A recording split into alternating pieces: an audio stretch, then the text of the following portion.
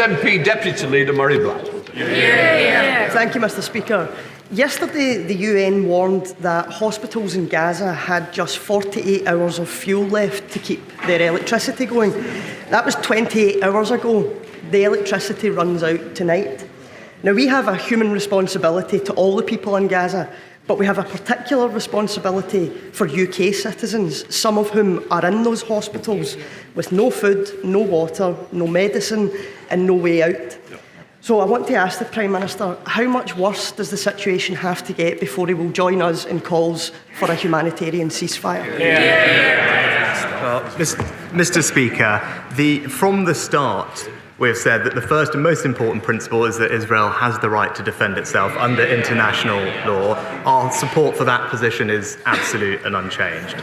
But from the start, we have also said that we do want British nationals to be able to leave Gaza, and that we want hostages to be released and for humanitarian aid to get in. And we recognise that for all of that to happen, there has to be a safer environment, which of course necessitates specific pauses as distinct from a ceasefire. And we discussed this with partners yesterday evening at the United Nations.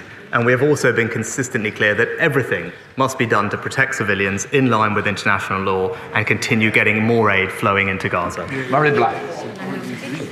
Mr. Speaker, the growing calls for a ceasefire is also about calming the situation in the broader region, especially the West Bank. UNICEF has reported over 2,000 fatalities and over 5,000 injured children since the conflict began due to unrelenting attacks. If we ignore this, we risk pouring petrol on a fire in a place that only requires a spark to ignite. Can the Prime Minister understand that joining calls for a ceasefire is now the best and maybe the only way to stop this conflict escalating beyond all control?